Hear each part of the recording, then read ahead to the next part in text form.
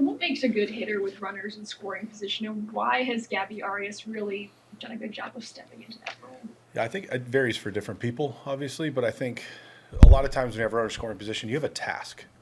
And I think a lot of times, especially with younger, less experienced hitters, when they have an actual task or a goal that's right in front of them, it gives them more clarity on what that at bat looks like. And I think you see that with a lot of hitters. They lock in better at certain times or with a certain task. And Gabby's just been phenomenal with runners in scoring position and runners on base in general, because I think it's because he knows what his job is in that moment.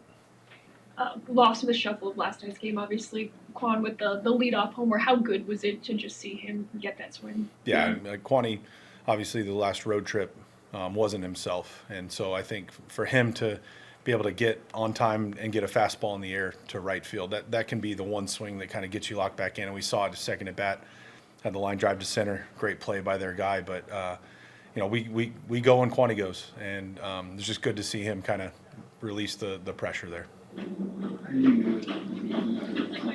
So, not with Lane right now, still trending in the right direction, but John came out of his bullpen really well.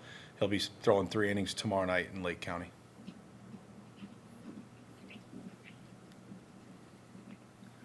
When you think back to, as a player, going through the player development system where everything's geared toward development, and then you get to the big leagues and suddenly everything's about winning, like overnight.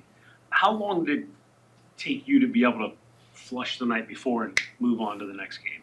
When I retired? No. I mean, you learn. You're learning every year. You're learning every day, and there's different ways to flush it. There's different ways to move on. You have to find what works for you, and really it just takes time and reps. And I think even in the minor leagues, I think we put a lot of emphasis on winning in our player development system, with winning baseball, playing the right way. And so hopefully it's not this big switch all of a sudden now you have to turn on when you're going against the best in the world. But it takes time, and there's different ways for people to move on, and some people let certain things linger longer than others. So it's very individualized, and I think that's where us as coaches, we're constantly talking with our guys about how do you move on, how do you adjust, what did you learn from last night that you're going to bring into today, and it's just constant conversations that go on.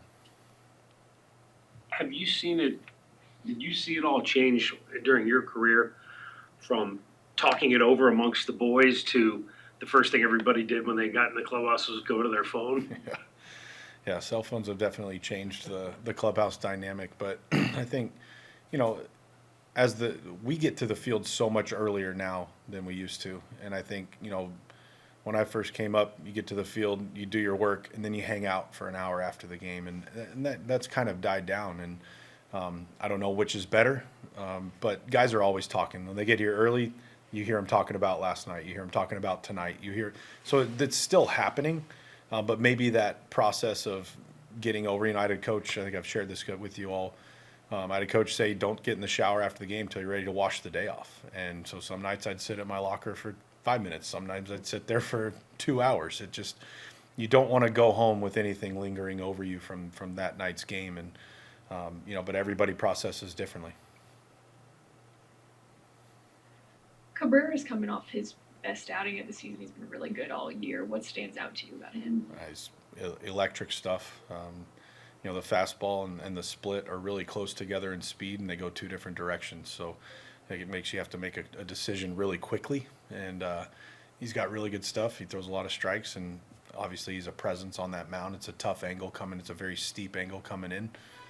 So we got our work cut out for us tonight. I mean, we got to continue to have good at-bats. I've loved our at-bats, and so we just have to continue to work the counts, lay off the fringe pitches. He thrives on weak contact on that split at the bottom. So we gotta try and get him up in the zone. If you look at Tanner's underlying metrics, they all say this is the exact same guy we've seen in years past. I think we also know he's pretty emotional or wears them on his sleeve. Just how do you think he's handling maybe some poor fortune or sequencing or whatever it is this season, and staying confident?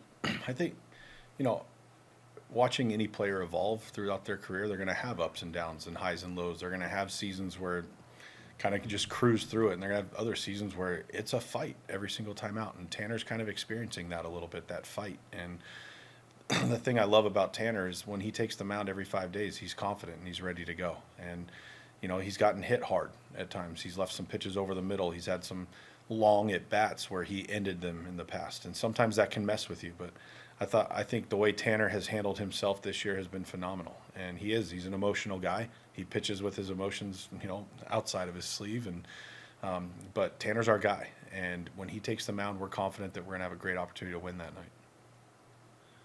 Along those same lines, how could you tell as a catcher, and how can you tell now between a guy that's just missing and a guy that's trying to make the perfect pitch instead of just letting it play? I mean, it kind of tells you how they're missing. You know, if it's one big miss every now and then, okay, but if it's meticulously missing over and over and over, that's trying to be perfect.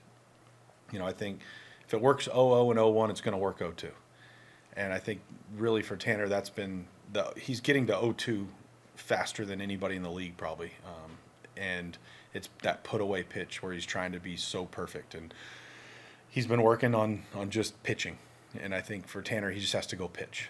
You don't have to be perfect. Just go pitch. Use all of your pitches. Move the ball in, out, up, down. Change speeds. Do your thing. He's got 5 elite pitches, and he's got to use them in the zone.